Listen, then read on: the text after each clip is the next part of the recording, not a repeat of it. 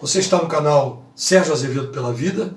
Continuamos hoje estudando a doutrina espírita através do Livro dos Espíritos e hoje no encontro 3 estudaremos as perguntas de 35 a 54. Eu fico muito grato por estarem aqui assistindo e sugiro que comentem e compartilhem o trabalho com os seus amigos, com quem achar que deve, principalmente aqueles que têm dúvidas ou desconhecimento da doutrina espírita. Pode ser útil para eles, né?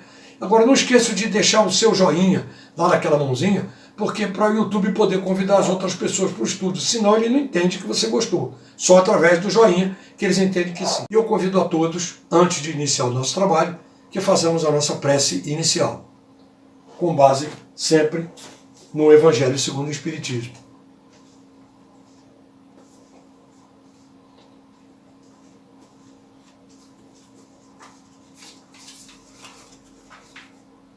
Ao Senhor Deus Onipotente, suplicamos que envie para nos assistirem espíritos bons, que afaste os que possam induzir em erro e nos conceda a luz necessária para distinguirmos da impostura a verdade. Afasta igualmente, Senhor, os espíritos malfazejos, encarnados e desencarnados, que tentem lançar entre nós a discórdia e desviar-nos da caridade e do amor ao próximo. Se procurarem alguns deles introduzir-se aqui, faze não achem acesso no coração de nenhum de nós. Bons espíritos que vos dignais a vir, instruir-nos, tornai-nos dóceis aos vossos conselhos, preservai-nos de toda a ideia de egoísmo, orgulho, inveja e ciúme, inspirai-nos indulgência e benevolência para com nossos semelhantes, presentes e ausentes, amigos ou inimigos, fazei em suma que, pelos sentimentos do que nos achemos animados, reconhecemos a vossa influência salutar. Graças a Deus. Vamos em frente, continuando o estudo do Livro dos Espíritos, encontro 3, das perguntas 35 a 54. Dos elementos gerais do universo, espaço universal. O espaço universal é infinito ou limitado? Infinito. Supõe-no limitado, que haverá para lá de seus limites? Isso te confunde a razão, bem o sei. No entanto, a razão te diz que não pode ser de outro modo. O mesmo se dá com o infinito em todas as coisas. Não é na pequenina esfera em que vos achais que podereis compreendê-lo. Comentário da pergunta 35. Supondo-se um limite ao espaço, por mais distante que a imaginação coloque, a razão diz que além desse limite, alguma coisa há, e assim gradativamente até o infinito. Porquanto, embora essa alguma coisa fosse o vazio absoluto, ainda seria espaço. Sim, porque se houver um limite, tá bom, parou. O que tem depois do limite? É uma parede? É o vazio? É o nada? É um vácuo? O nada não existe. E se fosse um vácuo, se fosse um vazio, seria um espaço de qualquer maneira. Então, por isso considera-se que ele é infinito, independente de qualquer coisa, e tudo isso tem que ter sido uma origem. E qual foi essa origem? É Deus, sem dúvida nenhuma. O vácuo absoluto existe em alguma parte do espaço universal? Não, não há vácuo. O que te parece ser vazio está ocupado por matéria que te escapa aos sentidos e aos instrumentos. Capítulo 3 da criação. Formação dos mundos. Tem um comentário no livro antes da pergunta 37, que já fala da formação dos mundos, que diz o seguinte: o universo abrange a infinidade dos mundos que vemos e dos que não vemos, todos os seres animados e inanimados, todos os astros que se movem no espaço, assim como os fluidos que o enchem. Isso é fato. Isso é incontestável. Por quê? A gente tem muita coisa que não vê e que existe. Então você não pode dizer que não acredita porque não vê, como muitos têm mania de dizer, eu só acredito vendo. Aquela famosa lei de São Tomé, é ver para crer. Aonde? Então você não está vendo os micróbios que tem em volta de você agora aí, ao seu redor. Você não está vendo. Você não está vendo a quantidade de planetas que existem no outro lado, ou, sei lá, a 100, 200, 300 anos-luz daqui. Você não consegue ver. Mas com um aparelho evidentemente preparado para que seja visto, você consegue ver. O nosso aparelho humano não é preparado para ver tudo que está à nossa volta. Por isso a gente não vê espírito. Agora, tem muitos que veem. Você vai dizer, mas a pessoa é evidente. Sim, porque ela veio com aquela missão de alguma forma ter utilidade o fato dela ver espírito. Seu aparelho visual veio preparado de alguma maneira para poder identificar essa partícula diferente de matéria que é a visão do espírito. Assim como o micróbio, que tem gente que enxerga mais, tem gente que é míope, não enxerga o que está na frente, não consegue ler aqui. Se eu não usar óculos, se eu tirar o óculos aqui, eu não enxergo. Vejo tudo embaçado que está aqui. Agora, para a leitura, eu estou aqui. Para longe, eu também preciso um pouco. Isso é natural. Cada um veio criado de uma maneira, com uma finalidade específica, segundo o seu desenvolvimento de provas ou expiações nessa encarnação que está. Então, não é porque você não está vendo que não existe. E tudo isso é obra de Deus. O universo foi criado ou existe de toda a eternidade como Deus. É fora de dúvida que ele não pode ter se feito a si mesmo. Se existisse como Deus, de toda a eternidade, não seria obra de Deus. Comentário da pergunta 37. Diz-nos a razão não ser possível que o universo tenha se feito a si mesmo e que não podendo deixar de ser obra do acaso, só pode ser obra de Deus. Claro, você vai imaginar que o universo foi criado do nada. De repente, do nada, o acaso criou o que nós temos hoje. Todos os planetas, galáxias, nebulosas, numa proporção inimaginável e muitas vezes incompreensível ainda a nível humano. Isso tudo tem uma origem, e essa origem é Deus. Isso é fato. Como criou Deus o universo? Para me servir de uma expressão corrente, direi, pela sua vontade. Nada caracteriza melhor essa vontade onipotente do que as belas palavras da Gênese. Deus disse, faça-se a luz, e a luz foi feita. Poderemos conhecer o modo de formação dos mundos? Tudo o que a esse respeito se pode dizer e podeis compreender é que os mundos se formam pela condensação da matéria disseminada no espaço. Serão os cometas, como agora se pensa, começos da condensação da matéria, mundos em via de formação? Isso está certo. Absurdo, porém, é acreditar que na influência deles. Refiro-me à influência que vulgarmente lhe atribuem, porquanto todos os corpos celestes influem de algum modo em certos fenômenos físicos. O comentário da pergunta 40 fala sobre os cometas serem a formação do mundo, né? De mundo de uma forma geral. A resposta dos espíritos diz que isso está certo, mas sem crendices e superstições, como vimos. Em 1857, quando o Livro dos Espíritos foi publicado pela primeira vez, os cometas eram objetos celestes, né? Ainda muito pouco compreendidos pela ciência. E a última aparição, em 1835, foi antes, isso é alguns anos antes, né? Provocou uma histeria geral da população. Isso foi fato. Naquela época, eles acreditavam que os cometas eram influenciados por forças magnéticas e elétricas. E muitas teorias especulativas foram propostas para explicar a origem e a natureza dos cometas, né? A compreensão científica dos cometas ela foi avançando ao longo dos anos com a observação muito mais cuidadosa por meio de telescópios, satélites, né, colocados por espaçonaves na órbita. E com base na ciência atual, nós sabemos que os cometas não são nada disso. São corpos celestes compostos principalmente de gelo, poeira e rocha, se não me engano, e que ficam em órbita do Sol, em trajetórias elípticas, né? Agora, uma coisa é fato, embora eles não sejam considerados formadores de mundos em si mesmos, eles podem, sim, desempenhar um papel importante na formação dos planetas e de outros corpos celestes, né? Através do processo de aglutinação, porque eles acumulam material em regiões afastadas do Sol, né? É por isso que a resposta informa que a afirmativa está certa, nesse ponto de vista, especificamente nesse ponto de vista. Quer dizer, não há muita informação sobre o assunto ainda até hoje, existe muito mistério. Mas como já vimos em questões anteriores, o ser humano ele quer saber o que está lá longe, lá no infinito, mas não conhece o que está aqui do seu lado, que está muito próximo. No fundo do mar, por exemplo, das regiões abissais, ele não conhece.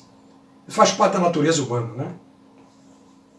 Pode um mundo completamente formado desaparecer e disseminar-se de novo no espaço a matéria que o compõe? Sim. Deus renova os mundos como renova os seres. O comentário da resposta 41, que o Evangelho segundo o Espiritismo, no capítulo 3, ele faz comentários sobre a classificação dos mundos. Então, como nós não vamos estudar o Evangelho ainda, em algum outro momento, certamente vamos propor isso, eu sugiro que procure no Evangelho segundo o Espiritismo, capítulo 3, classificação dos mundos. E ali explica exatamente o que é o mundo de formação, prova de expiações, regeneração, mundo primitivo, que é antes, e vocês vão entender um pouquinho mais sobre o assunto. E se depois de lerem esse capítulo, se tiver algum comentário para fazer sobre esse assunto especificamente, lido o capítulo 3º do Evangelho, faça aqui nos comentários do vídeo, que assim que for possível eu trago esse assunto à alusão e especifico um pouco mais se quiserem. Poder-se-á conhecer o tempo que dura a formação dos mundos, da Terra, por exemplo? Nada te posso dizer a respeito, porque só o Criador o sabe, e bem louco será quem pretenda sabê-lo ou conhecer que número de séculos dura essa formação. Formação dos seres vivos. Quando começou a Terra a ser povoada, no começo de tudo era o caos, os elementos estavam em confusão, cada coisa tomou o seu lugar. Apareceram então os seres vivos apropriados ao estado do globo. De onde vieram para a Terra os seres vivos? A Terra lhes continha os germes que aguardavam um momento favorável para se desenvolverem. Os princípios orgânicos se congregaram desde que cessou a atuação da força que os mantinha afastados e formaram os germes de todos os seres vivos. Estes germes permaneceram em estado latente de inércia, como a crisálida e as sementes das plantas, até o momento propício do surto de cada espécie. Os seres de cada uma dessas se reuniram, então, e se multiplicaram. Onde estavam os elementos orgânicos antes da formação da Terra? Achavam-se, por assim dizer, em estado de fluido no espaço, no meio dos espíritos, ou em outros planetas à espera da criação da Terra para começarem existência nova em um novo globo. Comentário do livro na pergunta 45. A química nos mostra as moléculas dos corpos inorgânicos unindo-se para formarem cristais de uma regularidade constante conforme cada espécie, desde que se encontrem nas condições precisas. A menor perturbação nessas condições basta para impedir a reunião dos elementos, ou, pelo menos, para obstar a disposição regular que constitui o cristal. Por que não se daria o mesmo com os elementos orgânicos? Durante anos se conservam germes de plantas e de animais que não se desenvolvem senão a uma certa temperatura e meio apropriado. Tem-se visto grãos de trigo germinarem depois de séculos. Há, pois, nesses germes, uma substância favorável de se desenvolver. O que diariamente ocorre debaixo das nossas vistas, por que não pode ter ocorrido desde a origem do globo terráqueo? A formação dos seres vivos, saindo eles do caos pela força da natureza, diminui de alguma forma a grandeza de Deus? Longe disso. Corresponde melhor à ideia de que fazemos do seu poder e de exercer sobre a infinidade de mundos por meio das leis eternas. Esta teoria não resolve, é verdade, a questão da origem dos elementos vitais, mas Deus tem seus mistérios e pôs limites às nossas investigações. Já falando que nem tudo é dado ao homem conhecer. Nem tudo, não é nem questão de ser dado a conhecer, porque muita coisa foge à nossa capacidade de compreensão instintiva e física. Não conseguimos entender e não temos nem linguagem para expressar determinadas coisas que ainda não sabemos. E com o tempo, com a evolução espiritual, nós iremos conhecer um dia. Então Deus não permite que tudo nos seja revelado. Isso é fato, já foi dito. Ainda há seres que nascem espontaneamente? Sim, mas o germe primitivo já existia em estado latente. Sois todos os dias testemunhas desse fenômeno. Os tecidos do corpo humano e dos animais encerram os germes de uma multidão de vermes que só esperam para desabrochar a fermentação pútrida que lhes é necessária para a existência. É um mundo minúsculo que dormita e se cria. A espécie humana se encontra entre os elementos orgânicos contidos no globo terrestre? Sim, e veio a seu tempo. Foi o que deu lugar ao que se disse que o homem se formou no limo da terra. Poderemos conhecer a época do aparecimento do homem e de outros seres vivos na Terra? Não. Todos os vossos cálculos são quiméricos. Se o germe da espécie humana se encontrava entre os elementos orgânicos do globo, por que não se formam espontaneamente homens, como na origem dos tempos?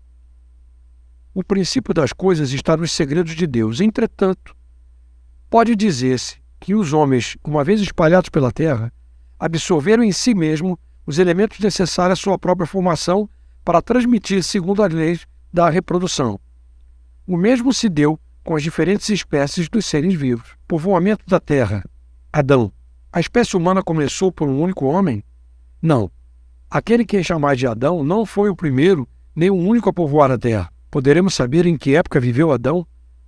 Mais ou menos naqueles sinais, cerca de 4.000 anos antes do Cristo. Comentário da pergunta 50.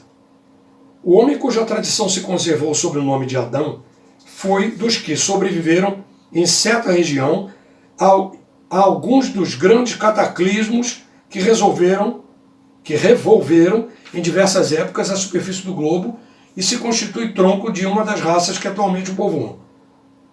As leis da natureza se opõem a que os progressos da humanidade, comprovados muito tempo antes de Cristo, se tenham realizado em alguns séculos como houvera sucedido se o homem não existisse na Terra, senão a partir da Terra indicada da existência de Adão.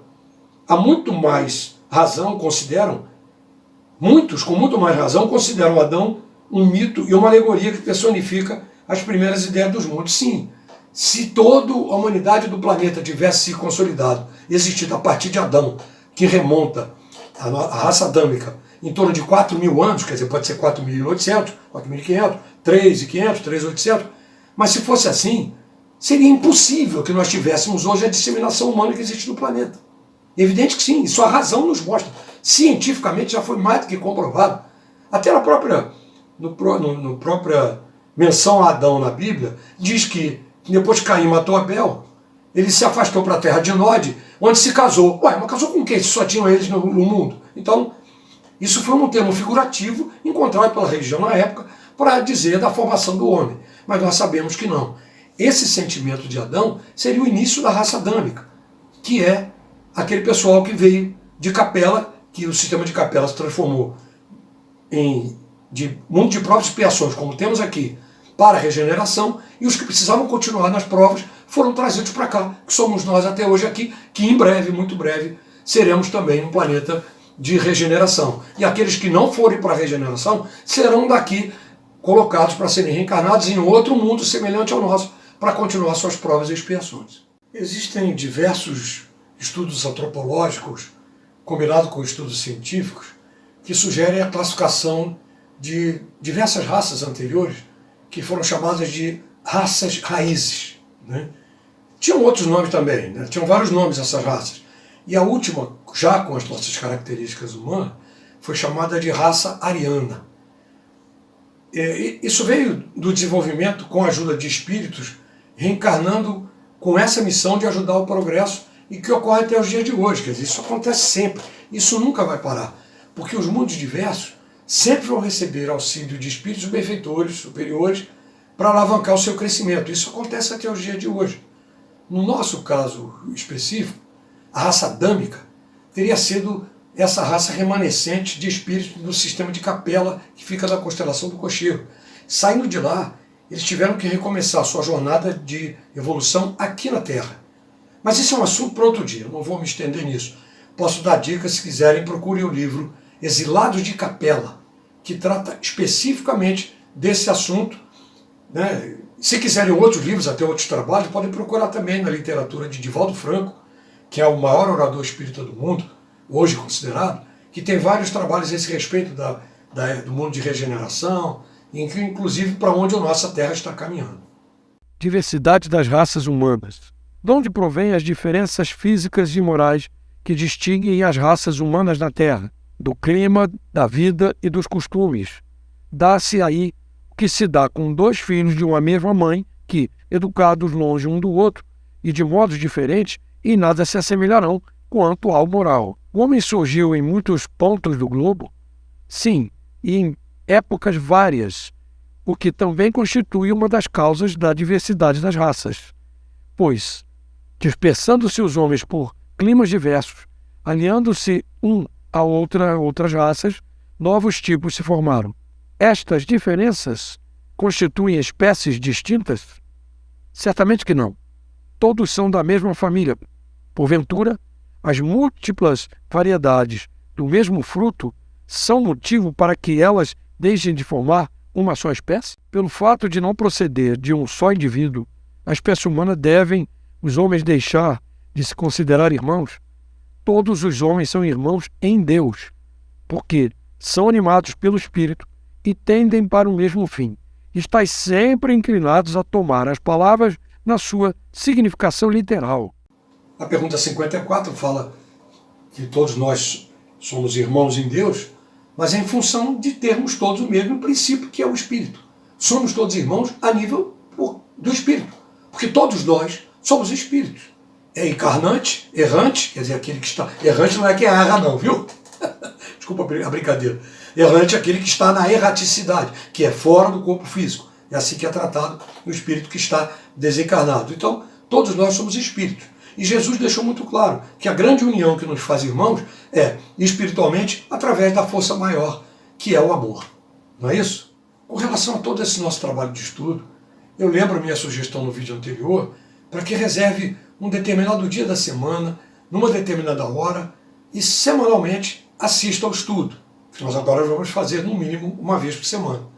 Por exemplo, numa terça-feira, 21 horas, num domingo, 9 da manhã, sei lá, vai da necessidade de cada um, fica a critério de cada um.